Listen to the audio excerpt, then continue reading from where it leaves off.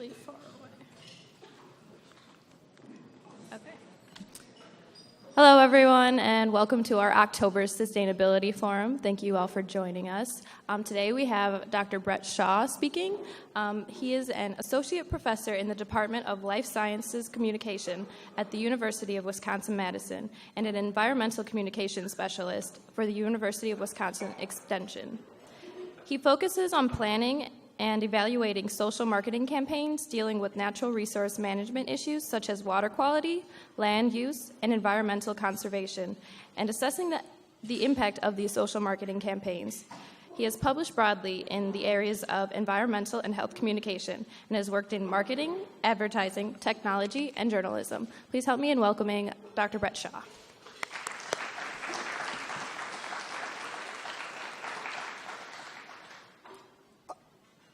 So does this work? Can you hear me? Great. Yeah, thank you very much for having me today. This is my first time to your campus, and I've enjoyed exploring around and talking to some folks about the different interesting sustainability programs that are going on here.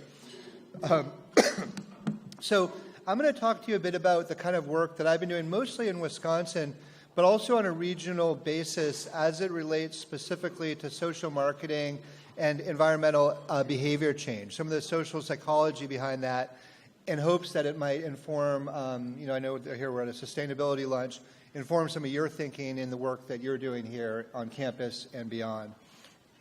Is this supposed to work? Well, there's a keyboard in here.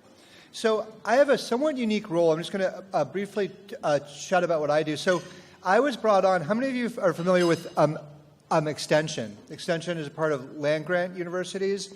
So the idea there is to bring the science of the university throughout the state, right? So it's not kept inside the confines of the ivory tower and that we get throughout the state. But in the environmental realm, I've been in my job about 10 years ago, 10 years now, and people were noticing that people were doing a lot of campaigns that frankly weren't all that effective. And so they kind of brought someone in with more of a persuasion orientation and more of a psychological orientation. I'll talk about that a little bit more. So again, a lot in the social sciences, sometimes people build theory for theory's sake, and some of the currency of social science is about theory building. But when I use theory, it's really to solve a problem. It's, towards stormwater management, towards reducing phosphorus runoff in lakes, towards preventing the spread of aquatic invasive species, promoting sustainable forestry practices, waste management, I think I said. So I always have theory in service to specific problems. I do try and refine and develop theory as I go along, but I'm probably the most applied environmental communication person on my campus, and it's actually a role that suits me quite well. And a lot of what I do, too, is that the vast majority of people that are put in the role of communicating about natural resources management or environmental behavior change have a master's degree, in my experience, in, say, forestry or in agronomy or limnology. Well, they're not trained in marketing or communication. That's not to take away whatsoever about the expertise they have, but a lot of times they go with their gut like, hey, I care a lot about this, and so if I go and share what I think is important with other people, they'll go ahead and change their behavior. Well, I don't know if any of you have heard of the knowledge deficit model, but it's been known for quite some time in the communication and psychological literature that there's this idea that if only people knew, this certain thing, that eating vegetables is healthy, that exercising is good, that recycling is positive, any number of things. My guess is, looking around this room, and this is universally true, that almost everyone has either worked on a behavioral issue or has someone that has been dear to them as a family or friend who's worked on some kind of behavioral issue.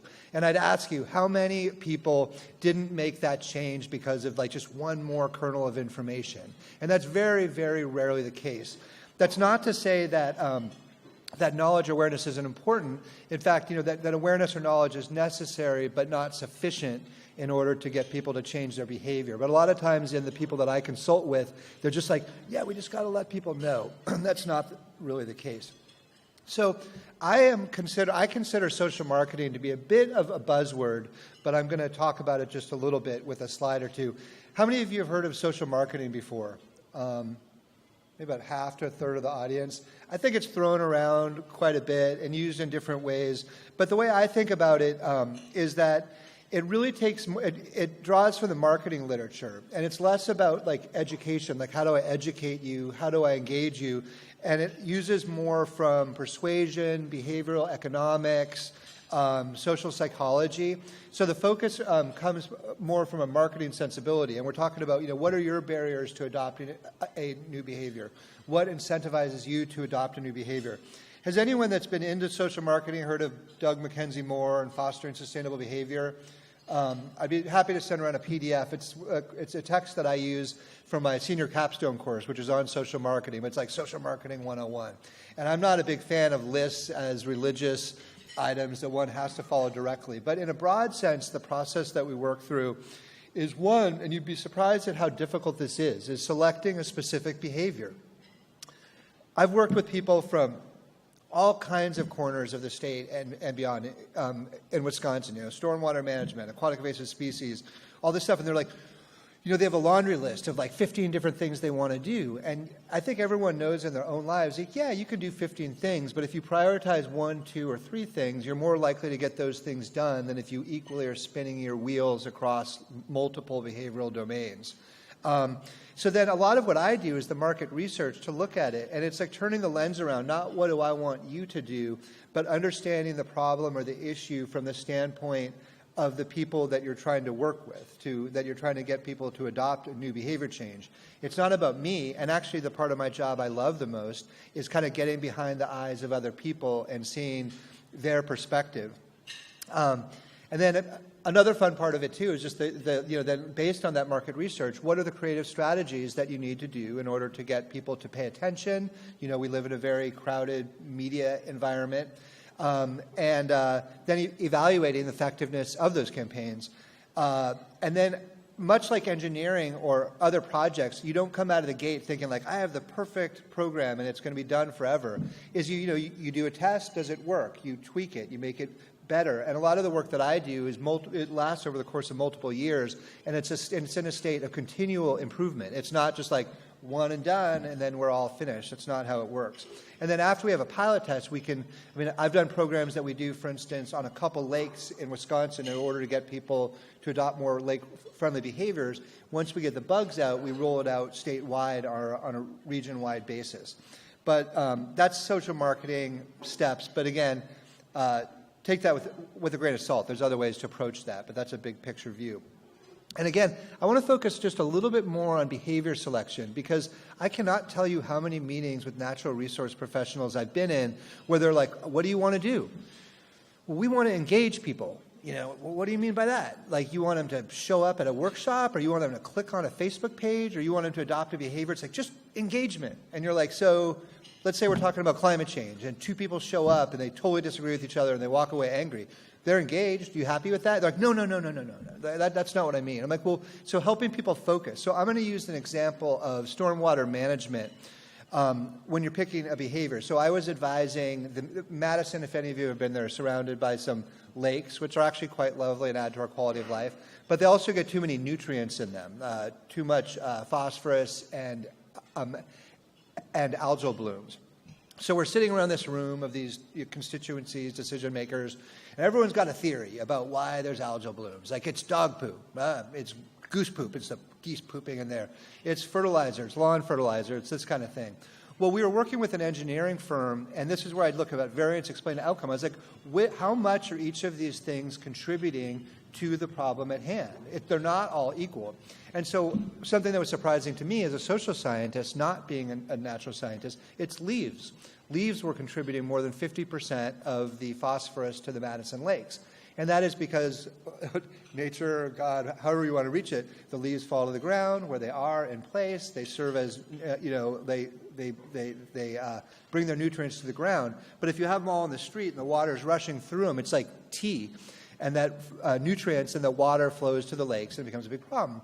Well, the good news about that is it allowed us to sort of focus on leaves. Like, let's start where we're getting more than 50% of our problem. And that's what I mean by the variance explained in the outcome. And no matter what behavior you look at, we could break out anything. We don't have time here today, but there's usually multiple behaviors you're talking about. Like, we just want people to be healthy. What do you mean? That means like exercising, eating better, stress management. So figuring out what are the behaviors you need to pick in order to make a difference.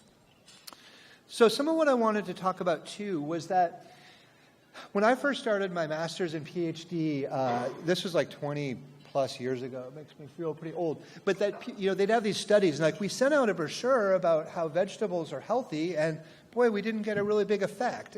And you're like, why would you? Like, what magical brochure have you gotten that's turned your life around, right? Like, hey, I didn't know I should drink too much. Now I got this brochure. Lord, I'm going to change my behaviors. So, but what mediated communication, and by that I mean like websites, brochures, Facebook posts, are associated with knowledge and awareness. And like what I was saying before, knowledge and awareness is necessary but not sufficient.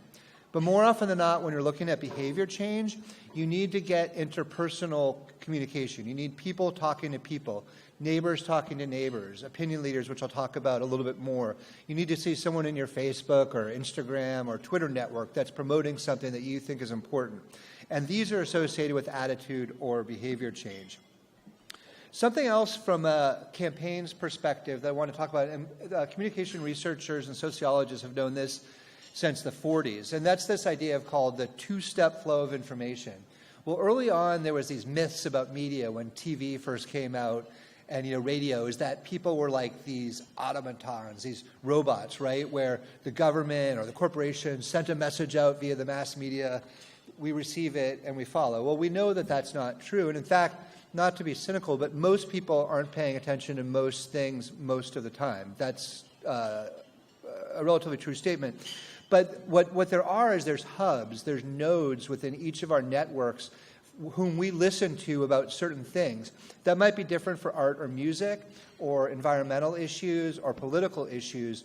But a lot of the work that we do in Wisconsin is we focus on the opinion leaders. If you look up here, that dot with the media is like the opinion leader, while the red are kind of like just like kind of normal people in a network. And some of us can be opinion leaders in one context and then sort of like, followers or listeners in a different context. So to give you a concrete example is we have like 15, this number seems high to me, but the number the Department of Natural Resources throws around is 15,000 lakes in the state of Wisconsin. Let's call it 10, maybe some are really small. But we went around to transient anglers. These are boaters that move between bodies of water. They're mostly males. They're mostly, by the way, red state conservative males. And they don't always like hearing from the Department of Natural Resources, right? It's like big government telling me what to do. You've created these threats in the past that haven't always played out to be true. But we asked them, who do you listen to? And you know what we heard was bait shops, bait shop owners and bait shop staff. So in this case, we knew they didn't want to hear from some professor from a liberal university in Madison. They didn't necessarily want to hear about the government, but hearing from bait shops as opinion leaders was something we called it a obligatory hub, in which that the anglers had to go and talk. And they were very active partners in this process. And even third-party vendors have shown that Wisconsin, I know it sounds like an obscure honor, but has the best bait shop engagement in all of the nation. Also, the best AIS compliance in all of the Great Lakes states in terms of following those behaviors. So these are some of the strategies that we kind of use. So I'm going to shift to, I talked earlier that I want to share a little bit of data also, because I want to show you some of the barriers that people face when you're doing campaigns to inspire behavior change or sustainability. And motivated reasoning is very much in vogue right now within my field, which is that a lot of times we look at phenomenon and we try and rationalize them based on our pre-existing beliefs, whether they're political or otherwise. And by and large, we like two people can look at an article on climate change, for example, the same exact article, and walk away with really different conclusions because they're seeing what they want to see that supports their point of view. And that we also tend to use shortcuts, like we're really busy and stuff. Like if you look at, sorting recycling out there, I've done a lot of this kind of work at our student unions at the University of Wisconsin-Madison campus. Watch people. They're not sitting deliberatively and really focusing on each sorting decision. And in lots of different ways, people, with the way we eat, the way we do lots of things, people are making impulsive decisions. So the first bias I want to talk about, and I'll share a study with you, is this idea of self-enhancement bias. And that is that all things being equal, and of course there's people with self-esteem problems and depression, but all things being equal, we tend to see the good in ourselves and the bad in others. There's, some scriptural guidance about, seeing the speck in your neighbor's eye and the plank in your own. It's the same basic theological idea that's been around for a long time. So we did one study, and I wanted to give you an example that sort of gives you an example of what self-enhancement bias looks like. So in these 15,000 lakes, or many, many thousands of lakes, that there's a threat of some of our lakes being loved to death. That people will go in and they buy them. They come from the cities and the suburbs, and they want to put in oftentimes what feels comfortable and familiar to them, which is like a groomed beach. You take out all the weeds. You get the mowed lawns. You get and this affects things like habitat, water quality, when you get runoff and that kind of thing. So there's significant programs in place in Wisconsin to try and get people, lakeshore property owners, private lakeshore property owners, to adopt more natural shorelines. And what's interesting about it, I think this is relevant to agricultural land use practices, woodland landowner practices, that I'm going to see the cool thing I did last year and how my neighbor is sort of letting things go on their side. And also this idea of self-enhancement bias is that if you feel like you're doing a pretty good job on any particular issue, let's stick on promoting natural shorelines right now, in order to make a genuine behavior change, you need to tell yourself that something that I've been doing in the past isn't quite right. And people don't like to confront things that are uncomfortable. Like, gosh, some of these decisions in the past maybe aren't consistent with my values.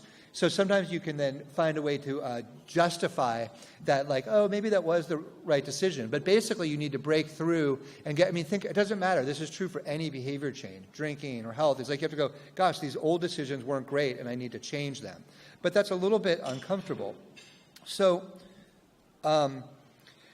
we ran a study in central Wisconsin, which was really interesting. So we consciously picked photos that were very ambiguous. They weren't really stellar examples of a natural shoreline, and nor were they really horrible. We specifically coded them so that they were just kind of in the middle. They were kind of ambiguous, and everyone could agree that they were just sort of like not great and not that bad. And they were all coded that way. And we rated the photos, so people would get a letter in the mail, and they would have 8 different photos. And they were saying, we want you to rate these on water quality, like how does this property contribute to water quality, wildlife habitat, usability in a recreational standpoint, and natural beauty. The reason why I made different colors is water quality and habitat are arguably somewhat objective, whereas usability or natural beauty, to some degree, beauty is in the eye of the beholder, right? Like if I want to be doing jet skis and water skiing, I might have a different view than if you want to canoe and kayak. But so then when people got the letter, they said, one of these properties might be your own, and the other ones are other properties in the community. But the fact of the matter is everybody got to rate their own property and those of their neighbors, and it was really interesting. So again, they had 1 photo of their own shoreline and then 7 photos of other participant shorelines. So here are the results. So basically, across the board, everybody thought they were doing better than everyone else on everything. So that's not just natural beauty and usefulness, because you're like, oh, yeah, well, that makes sense for them, right? It's also on water quality and wildlife habitat. So again, all things being equal, because we found in our surveys what stimulated this research was that we got everyone agreeing that natural shorelines are important for water quality, they're important for wildlife habitat. Then we're like, well, why inside? We're thinking, why in the heck aren't you actually doing it? So what are the implications here? It suggests that individuals are motivated to underestimate environmental risk to protect their self-view. And in other words, you might say, yeah, I agree that having natural shorelines is a big deal. I'm doing pretty well, and my neighbors had best start doing something about it, right?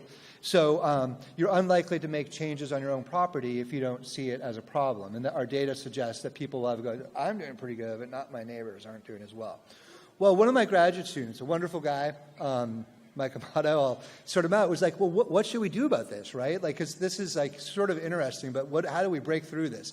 Well, one thing you could do, right, is give people objective information. Like, hey, you know what, you're a little overweight. Hey, you drink too much. Like, hey, you're really annoying. That kind of thing. Well, people don't always appreciate that kind of like candid feedback either, right? So let's move on to stage 2. So the next step was going out and giving people objective feedback. So there was 2 ways of doing that. One was walking through like an objective score sheet where you could walk around and go, you know, maybe I'm not doing so well after all. And by the way, what reactance theory means, I'm not sure if you're familiar with this. I think it's a significantly underlooked psychological theory as it relates to environmental behavior change, is that if I take away a freedom that you hold important, that you are not only likely to not do it, you're literally likely to go out of your way to prove that you'll do whatever you want. So I consider like the adolescent within, and I've suffered from this malady as well, where if someone's like sort of pushing me, it's like, actually, I'll do whatever I want. I used to tell my mom, I'll do whatever I want and then some. Like I'm willing to inconvenience myself to prove that I'll do whatever I want, which doesn't really make sense, right? So let me tell you a little example of reactance theory going on. So we had objective parcel level lake data, right? And so just as you might imagine, red means not so hot, blue means good, and yellow means in the middle. So we sent out these like reports out to people. So I had just gotten tenure, fortunately, but within the same week, I was getting called from like legislators, the chancellor's office, like all kinds of people that, yes, they got objective feedback, but they experienced really intense anger, like a reactance theory. And that clearly was not my intention, and I've since corrected my ways.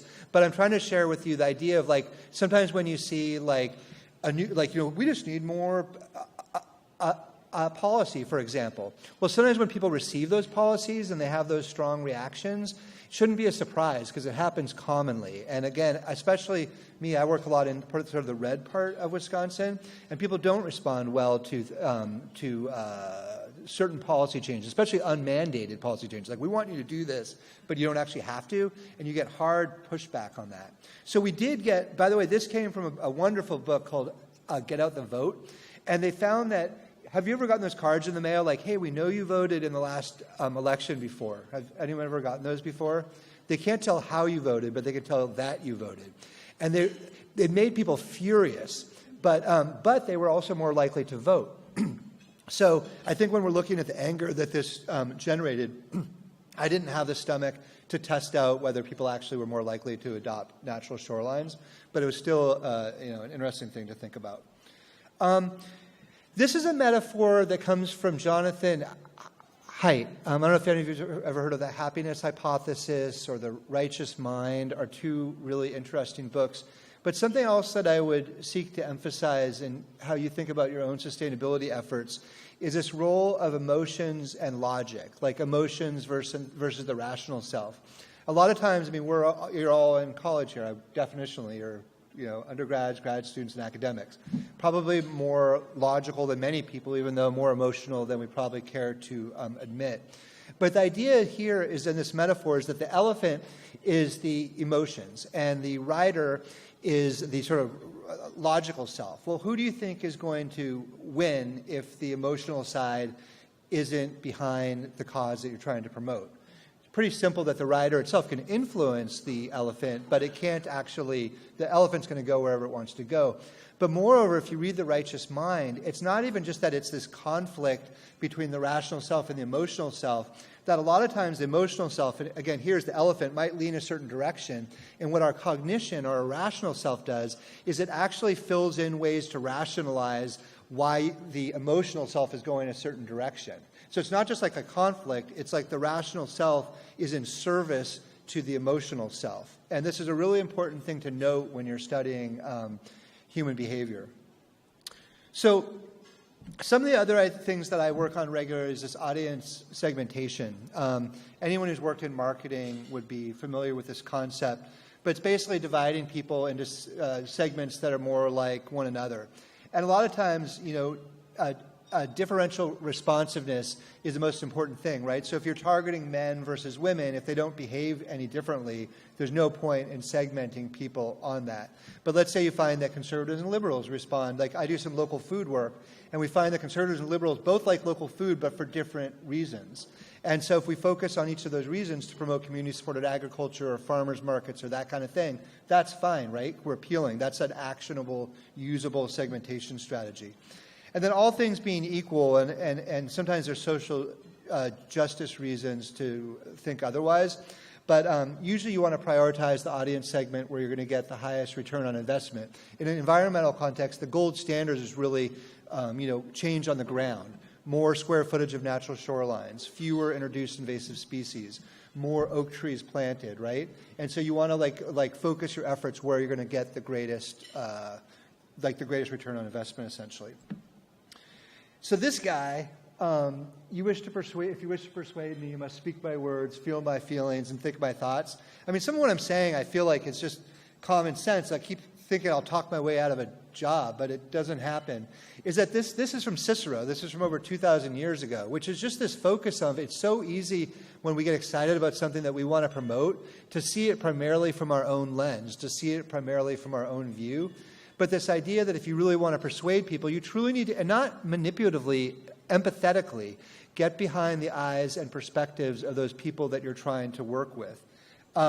This is where I spend most of my work, and probably where I get most of the joy from my work as well, is just getting to know how people think in different ways. And basically, you want to persuade people that it's their idea that they're changing their behavior, or that it's common within their social network to adopt a behavior. It's something that's good for them. And how are they approaching and understanding it? Like, the way I approach it is irrelevant. If, like, I've worked with, Native American populations and Mexican American populations and senior audiences, what matters is how they're thinking about it, not what I'm thinking about it. And this is, I'm a mixed methods researcher. How many in this audience are social scientists? I guess it's a relatively low number. So you might be less familiar with these tools. I'm certainly you're aware of them in an abstract sense. But I almost always start qualitatively, which is to say I just go out and interview people and start talking with them. Like even here today, I'm a dork. I was looking at your waste processing and like just watching how people are, because I'm doing work like this at the University of Wisconsin-Madison campus. You watch people, then you talk to them. And then once you get the kind of parameters laid out about what are the issues going on, I usually will do some kind of quantitative survey to sort of weight like what's most effective, how do I segment an audience, this kind of thing. So another strategy that's commonly used in social marketing and different persuasion campaigns is this idea of encouraging commitment. And that is, I mean, if you look at like different, 12-step groups, AA, Al-Anon, Weight Watchers, all kinds of things, a lot of them have to do with someone standing up in front of a peer group and saying, I commit to this behavior change.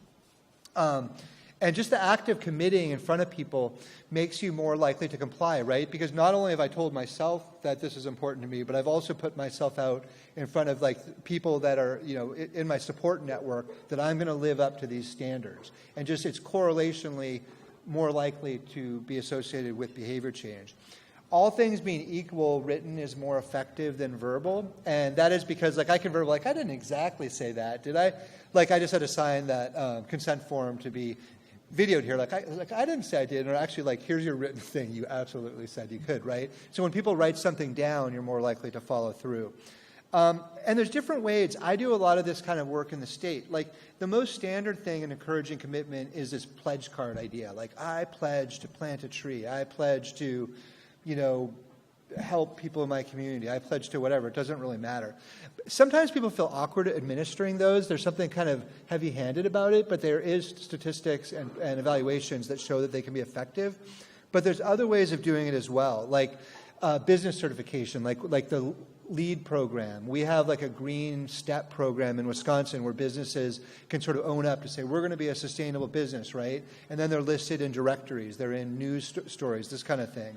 A plaque saying, we're a business that adopts green practices. Award ceremonies that you do social media postings, you get in the local community paper. These are all ways to get people to feel like, hey, I'm the kind of person, I'm a leader, I'm an opinion leader, I'm the kind of person that makes changes that make the world more sustainable. So it's not just pledges, but pledges are also important. Something else I've worked out properly, and how much corporate swag have you all gotten before, like pens and fingernail clippers and, stress balls and this or that. Well, prompts in a behavior change context aren't meant just to fill up future landfills or be fun. They're meant to serve an explicit purpose. And that is to remind people when and where they are performing that behavior, what to do, right? So if it's something about eating, something on the refrigerator, like a magnet might make sense, for example, or maybe a clip for your file cabinet might make sense for your financial affairs or something like that. But these are really explicit instructions. Like you wouldn't get like, save electricity, save the earth, like turn off the lights, this kind of thing. And you want the prompt to be as close to the target behavior as possible. So again, I've worked a lot in preventing the spread of aquatic invasive species in Wisconsin, and we've been pretty successful. But we had lots of debates about this. I'll show you a couple examples. So people would be like, we need to get like a lure, a spoon, they call it. I'm from California, but they call them spoons. I'm like, how are you going to see that? You're going to throw that out? And I'm like, oh yeah, don't do this. So we ended up talking to bait shop owners and transient anglers, and they were saying, of course, like a sign makes sense on your boat hitch, because that's where we want you to clean your boat, right? You're like, I've forgotten. I've been at busy boat landings before and forgotten stuff like that before. So, we learned that this is an effective place for a sticker.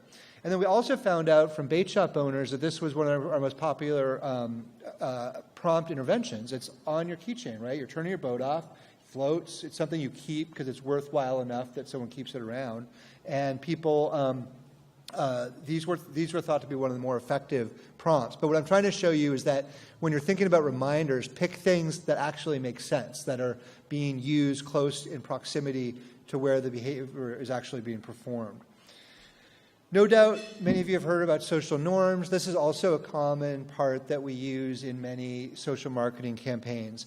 And that is that there's a natural inclination to look to others to guide our behavior, especially in situations that are ambiguous. Like, I regularly forget when my trash is supposed to go out, but I remember because my neighbors do it, for example. I've been to yoga where I'll admit I'm not the most graceful of yogis. And like I find myself like looking around and looking to others because I don't know what to do. So you look to others. And in many ways that we probably don't even care to admit, we do look to others. And there's all kinds of ways. There's social modeling, like showing people what they should actually do, but also like using or working with whoever's respected, block leaders, politicians, distributing normative information. It matters who's most important to your target audience. But of getting those people to talk and establish a social norm that this is something we care about. I've done work with communities of faith as well, working with ministry leaders in order to say, hey, creation care, caring for God's creation is an important piece of it. It really depends on your target audience. So I also want to talk about, when we talk about incentives and barriers, to me we were actually talking about this a little bit at dinner last night, is a lot of times we think about money for incentives, like you need to pay people to do something. That's true. Money can help people do stuff. But sometimes it has unintended consequences. For example, when the money goes away, people start performing the behavior and return back. So that's not very sustainable for the long term. But there's also lots of other things that we want social approval from our networks, from our families. We like public acknowledgement. We want to feel good about ourselves. There's lots of research that shows altruism, like doing good things, actually improves our quality of life and emotional well-being. And on barriers, too, it's not just financial. Like, there's a lot of things that I'd like to do that I'm a pretty good professor, but I'm not that handy. So, is that I don't know how to do something. I need more knowledge, or I need to know who to outsource this thing to. Or is this convenient to do? I might know the right thing to do, but I don't have the means to do it.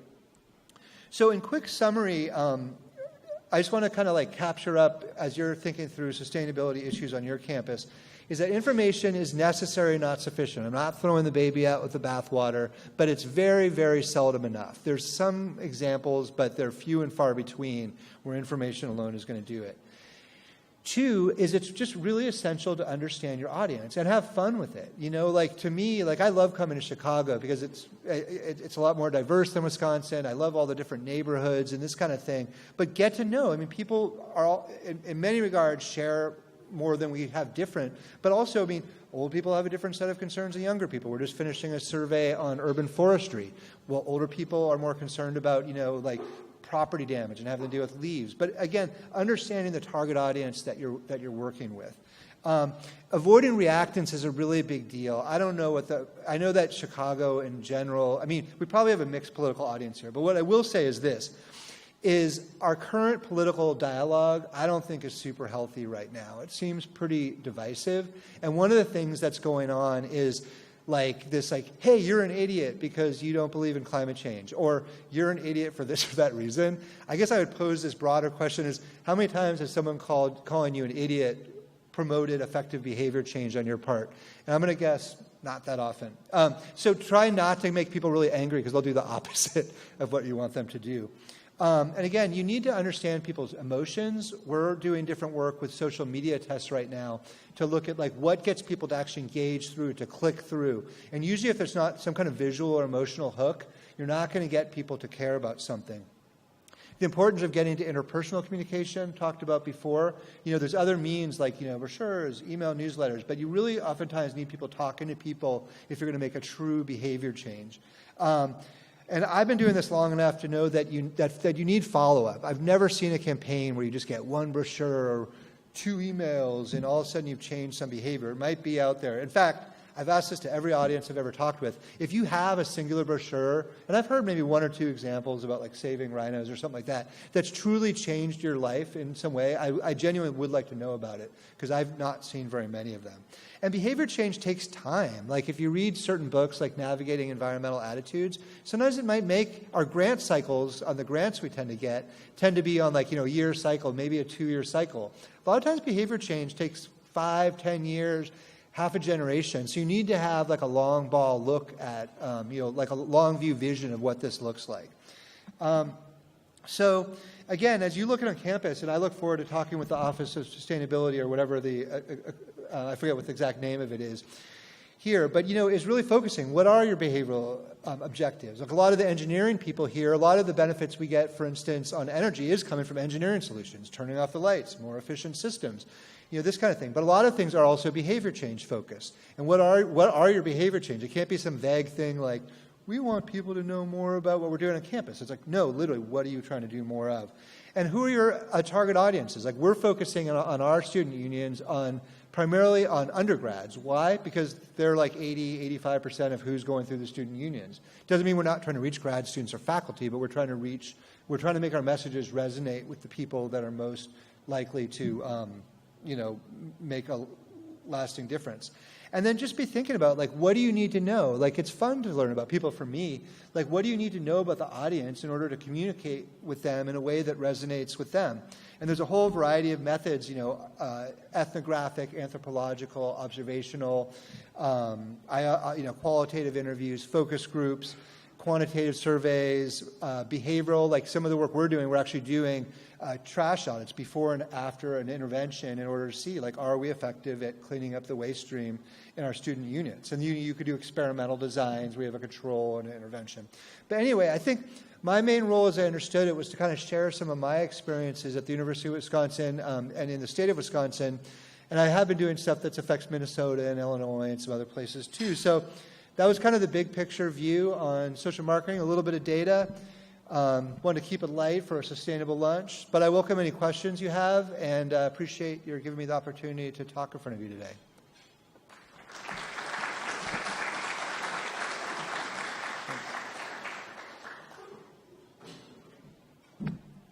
So, and I'm curious, does anyone have any initiatives they're working on campus right now that would be worth sort of discussing in a group setting?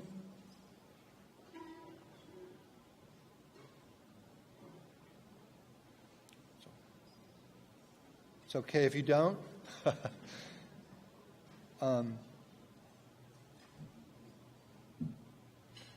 Well, yes, sir.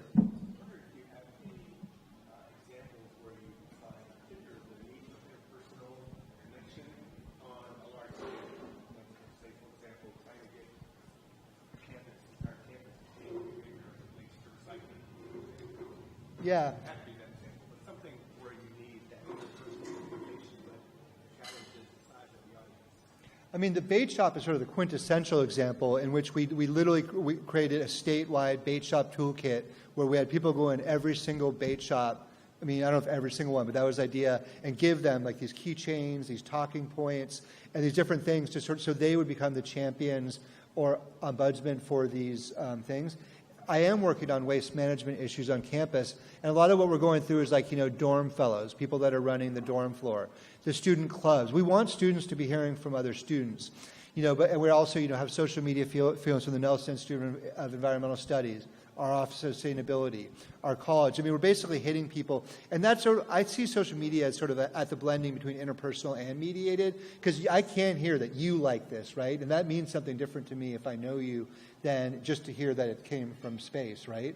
And so, but we really work to have people hear from other people in other student clubs, dorm fellows, club leaders, that kind of thing. Yes. Thank you for coming and sharing your knowledge with us. Hi. Oh, I thought it was God. I know. We were looking at your bait shops, and I noticed that you did not have schools, K through 12, on there. Right. Especially middle schools, which are like the hub and the bait shop for knowledge and awareness. Right. Do you work with those populations? So Wisconsin is really fortunate to have, I feel like I can legitimately claim some credit for providing good guidance and advice to stakeholders and decision makers in the state, but we're also extremely fortunate to have a significant network of people who work on these issues. So there's people that specifically work on K through 12 school issues. Most of the problem, because you could argue that, the students that go out with their families and parents can say something about aquatic invasive species, and they're the future of people who are going to be spreading invasive species. But that I personally don't do that, but we do have people in our state whose specific job it is to engage like K through 12 students, both for thinking forward to the future, for the scientific elements of it, as well as for communicating with their families and networks about why this is important. Like with my daughter, for example, Dad, we should be recycling this, or we really should be doing this. So there's a variety of reasons, educational, scientific, and behavior change reasons why that's a good idea. It's just not my particular job. Thank you for the good question.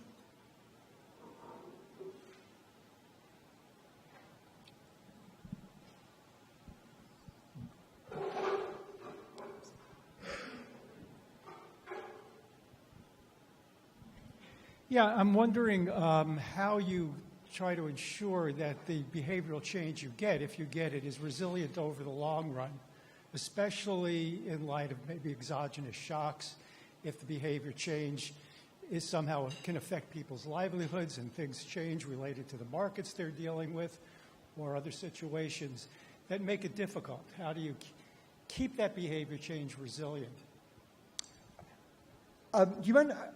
I apologize. Do you mind holding that just a little closer to your mouth? I feel like I caught most of that, but not all of that. Sorry? Could you hold the microphone just a little closer to your mouth? Oh, sure. I couldn't hear you perfectly. How's that? All right. Yeah, my question is, if you do achieve behavior change, and I'm speaking from perspective where I've looked at similar sorts of things in other contexts, in developing countries in particular, where you may get behavior change that will change very quickly. It won't be resilient because some sort of exogenous shock hits it that affects people's livelihoods, and they go back to the status quo ante because it's more familiar and possibly more economically effective for them. Yeah, that's a really tough question. I was actually in Kenya this summer on Lake Victoria, and I was talking with the people from the community, and the lakes are being deeply overfished and aren't sustainable. And I was asking them, well, aren't there regulations so that new cycles of fish can come back? And they're like, yeah, but there's no safety net, right, until you're over 70 or something like that. Like, we have to feed our family. What would you do? And I'm like, I would do the same thing as you're doing. If it was a choice between following the law or feeding my family, in the developing nation, it really touched me in a deep way. I think that, working with like farmers, I guess all I could say about that is that's a challenge. It's one of the reasons I emphasize that it can't be sort of a one and done, that it requires sustained efforts. But by and large, the data that I've seen, that if you come in with a campaign and then you zero it out and there's not people continuing it moving forward, that the effects don't tend to go away completely, but they drop off quite a bit. I remember I was a VISTA volunteer, which is like Domestic Peace Corps. I think it's called AmeriCorps. And one of the strongest messages I ever heard is that a successful project is one that continues thriving when you're gone, not that's dependent upon you. And that's been sort of an internal ethos of mine. But it truly is a challenge. I don't have an easy stock answer for it. Do you, having worked in those areas, do you have any insights? Yeah, I mean, it's tough. Yes, sir. Yeah, hi. Thanks a lot for your presentation. I was just wondering, you talked about various types of communication and where they come from. I'm wondering, is there any function for the expert in being the origin of some of these communications, and what the expert? The expert in terms of what? In terms of being the origin of the communication, the source of the communication, and what those effects might be in terms of your experience? Well, there's a concept in the communication psychology that's like deference to scientific authority. And there's some people who hold that in very high regard. All things being equal, that tends to skew, I think, towards the liberal side of the political spectrum, where there might be more skepticism in certain circles than others. So again, I think it depends on the target audience. And also not every scientist can we pigeonhole as like, you're a liberal, you're a conservative, this kind of thing. But I do think that there's people who are more likely, and the data I've seen is that liberals are more likely to defer to scientific authority. Because, let's be honest, not all science is good, is it? We can see things that are going to have after effects. A lot of the source factors research, and I actually didn't really go into that, it's part of another lecture I teach in my capstone course, is source factors, about who you hear from can be almost as important as what you say, and that for people to be received, it's one of the key things is competency and expertise, but the other one is that I have your best interest in mind. People need to feel like you genuinely have my best interest in mind. And so there's a combination of factors. So there's absolutely a role for it, but you need to be sort of careful and nuanced that the expert you picked is going to be well received by the target audience that you're trying to reach. If that makes sense. I don't think there's an easy stock answer for that one. It's like the classic academic answer. It depends. We certainly do use experts at times, but there can be boomerang effects if people don't trust that expert. I can think of faculty members on my campus who I think are delightful human beings and brilliant scientists, smarter than I am, but they're not exactly who I'd want to be lead dialogue in rural Wisconsin, because of the way they talk.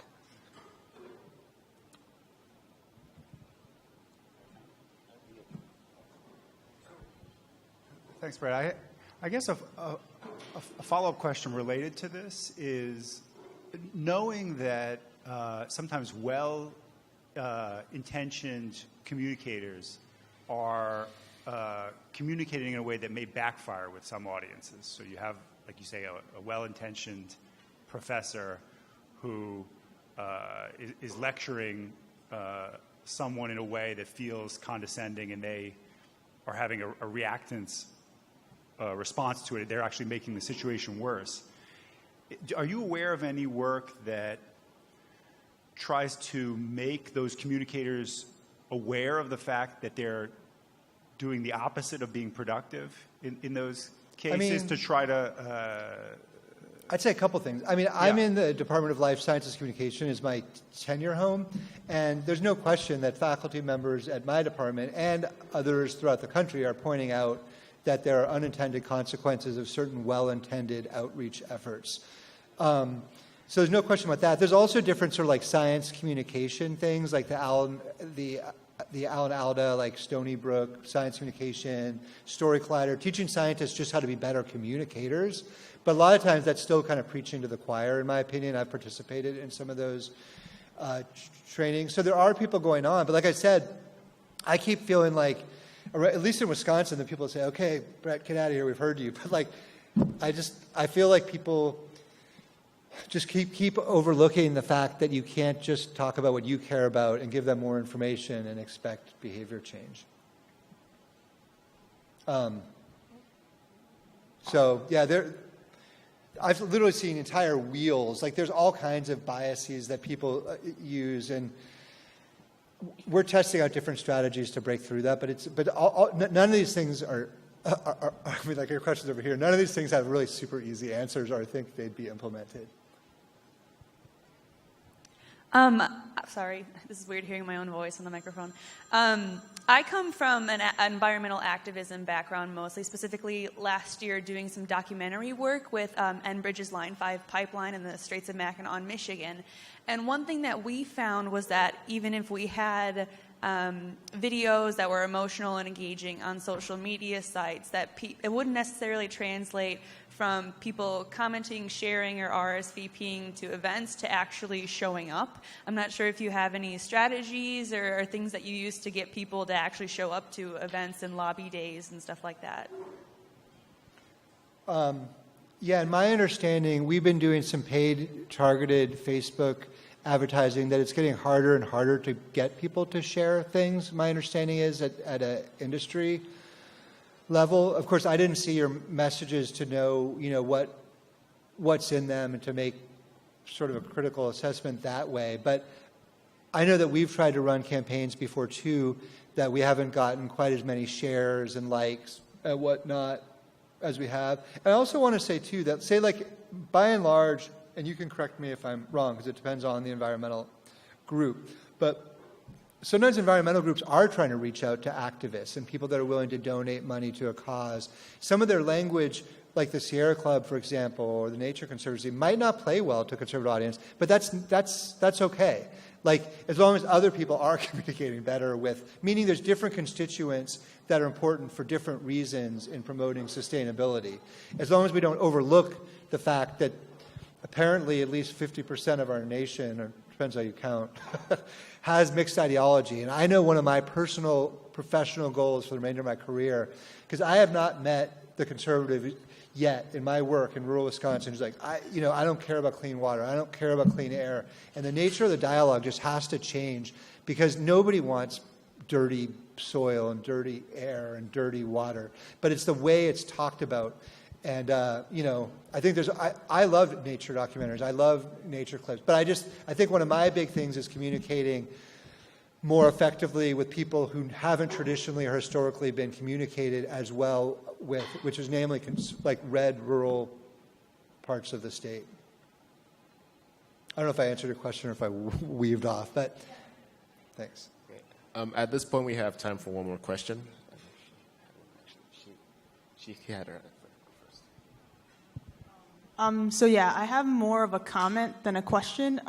We're from Moraine Valley Community College, and we actually heard about this because of a different leader of a club that we're associated with. So, I mean, for your documentary, I guess just getting to the leaders of certain organizations or certain clubs or universities, because we would have never heard about this or been here to be a part of this and heard what you have to say unless we, talk to other clubs, other leaders, other presidents from clubs. So, yeah, so it's good, the leadership stuff.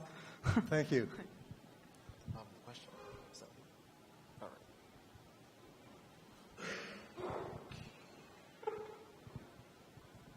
right. Okay. You talked a lot about sympathizing with the person's values and particular considerations when trying to persuade them on an argument. All right, so now what if the person's values are either A, honestly, genuinely opposed to the values that you're promoting? Like, let's say the person works for an oil pipeline company, and you're trying to tell them that, you shouldn't do this stuff, and they're like, well, look, I get paid for this.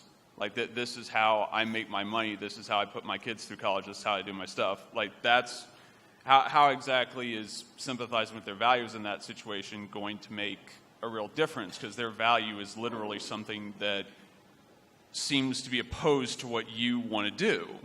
So I'm just confused as to if there is a genuine difference in priorities here, how do you approach that? Yeah, I mean, I haven't dealt personally with an issue like that. That seems to be taking almost more of like an indigenous rights approach than an environmental approach. I mean, the environmental thing seems to be part of it. I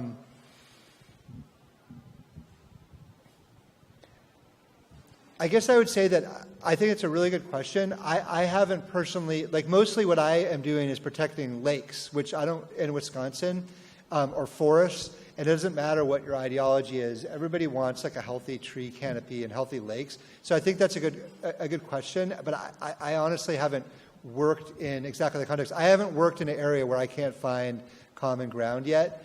So I could spit out something, but I have not worked in that context, so I don't want to give an unsatisfying answer. But I think if you work in the oil industry in Alaska or a pipeline, of course that's going to, in some regards, like, I actually have a graduate student that just went up to Alaska and talked to people in the petroleum industry, and of course she found that, like, hey, we like getting our couple $1,000s a year, and it's a really important part of our economy, and that's tough. And also, I'm actually pretty centrist. Maybe that's one reason I'm okay at talking with conservatives or liberals, that, I usually don't pick advocacy. I appreciate the work that environmental activist groups do, but I'm usually more of like a bridge guy, like a guy that's trying to bring people together. And I think different people play a different role in promoting sustainability, but I kind of fancy myself as reaching out to people in ways that resonate with them, but I haven't picked something like that. At this point, we're out of time for October Forum. Thank you, Dr. Shaw, for your time, and, well, everyone have a nice day. Thank you.